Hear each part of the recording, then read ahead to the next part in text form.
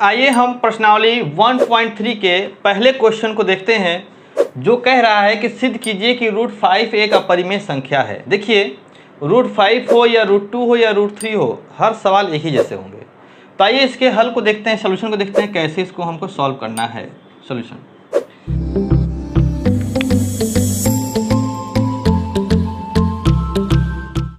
देखिए √5 एक अपरिमेय संख्या है, तो हमें क्या करना होता है, हमें ये मान लेना होता है कि ये एक परिमेय संख्या है। अगर ये परिमेय संख्या नहीं होगा तो फिर ये अपरिमेय संख्या होगा, क्योंकि जो संख्याएं परिमेय नहीं होती हैं वो अपरिमेय ही होती हैं। तो हम कोशिश करेंगे कि ये परिमेय संख्या हो जाए, पर ये परिमेय संख्या जब नहीं होगा, यानी परिमेय संख्या के कंडीशन को अगर ये फॉलो नहीं करेगा तो फिर ये अपरिमेय संख्या ही होगा। तो हमें इसी तरीके से इस सवाल को करना है। तो देखिए, हम सबसे पहले लिखते हैं, माना कि √5 एक परिमेय संख्या है। हम मान लेते हैं कि ये एक परिमेय संख्या है। तो अगर ये परिमेय संख्या है तो हम √5 को P/Q के रूप में लिख सकते हैं, जहाँ P और Q एक सहअभाज्य संख्या है और Q does not equal to 0। देखिए, P और Q एक सहअभाज्य संख्या है। देखिए, सहअभाज्य का मतलब ये होता है कि ऐसी संख्याएं जिनका एक के अतिरिक्त और कोई दूसरा कॉमन फैक्टर ना मिले। जैसे 2 और 3, ये दोनों क्या हैं, सहअभाज्य संख्याएं, क्योंकि इसका कॉमन फैक्टर 2 1 होता है, 3 1 होता है।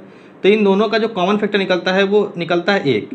अगर एक के अतिरिक्त कोई दूसरा भी फैक्टर मिल जाएगा कॉमन, तो फिर ये संख्याएं सहअभाज्य नहीं होंगी। और जब ये संख्याएं सहअभाज्य नहीं होंगी तो ये संख्या अपरिमेय सिद्ध हो जाएगा। तो हमको यही चीज़ के सिद्ध करना है कि एक के अतिरिक्त एक दूसरा भी इसका गुणनखंड हमको निकाल के देना है, जो P का भी गुणनखंड हो और Q का भी गुणनखंड हो। जब दोनों का गुणनखंड एक ही हो जाएगा, यानी कि कोई एक के अतिरिक्त दूसरी संख्या हो जाएगी, तो ये आराम से सिद्ध हो जाएगा कि ये √5 एक परिमेय नहीं है, बल्कि क्या है, अपरिमेय है। तो इसी सवाल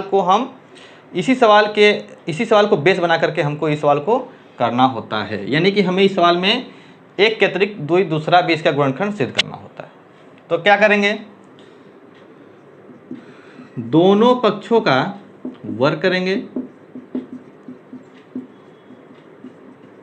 दोनों पक्षों का वर्ग क्यों करेंगे, आपके दिमाग में ये भी चल रहा होगा। तो देखिए, हम कभी भी किसी संख्या को भाग करते हैं तो वो पूर्ण संख्याएं से, यानी कि वो जो है एक पूर्णांक से करते हैं, जैसे 1 2 3 4 5 6 7। हम √5 से √6 से थोड़ा भाग करते हैं। तो दोनों पक्षों का वर्ग करेंगे, तो ये हो जाएगा √5 का वर्ग, ये हो जाएगा P²/Q²। ये हो जाएगा आपका 5 का वर्ग 5, ये P²/Q²। इसके नीचे एक मान के क्रॉस मल्टीप्लिकेशन कर लेंगे, तो इसका जब इसे करेंगे तो आएगा 5Q², यहाँ पर हो जाएगा P²।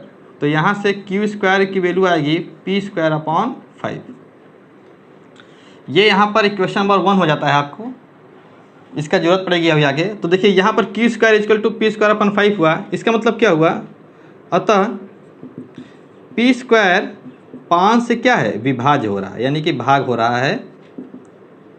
5 से P² को भाग किया जा रहा है ना, यानी कि 5 जो है P² को भाग कर दे रहा है, यानी कि विभाज्य है 5।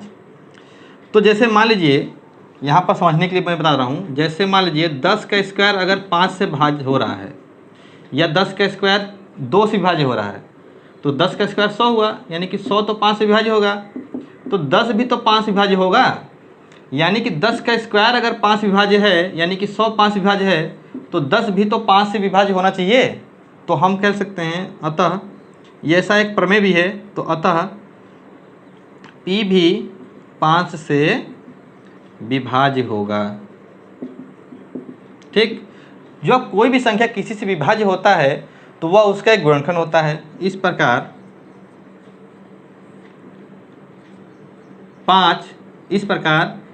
P का एक गुणनखंड 5 होगा। ये हो गया आपकी स्थिति नंबर 1। एक स्थिति निकल के यहाँ पर आई कि P का एक गुणनखंड क्या है, 5 है। यानी कि P का गुणनखंड अभी तक हम कह रहे थे कि सहअभाज्य यानी 1 था, लेकिन अब इसका गुणनखंड 1 × 5 यानी कि 5 भी मिल चुका है।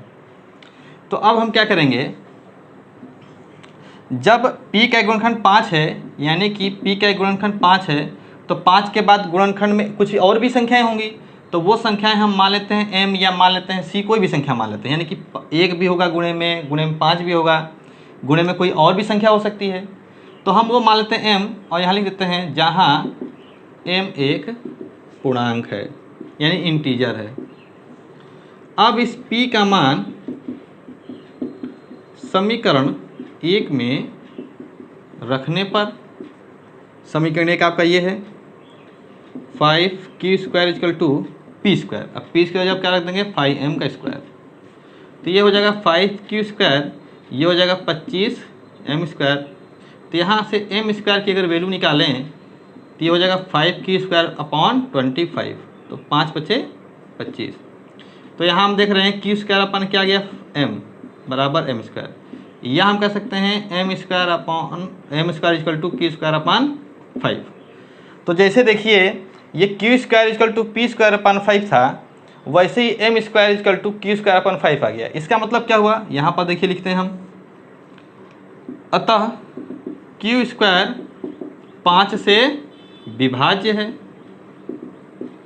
जैसे ये था p² 5 विभाज्य है, वैसे q² भी 5 विभाज्य है, अतः q भी 5 से विभाज्य होगा।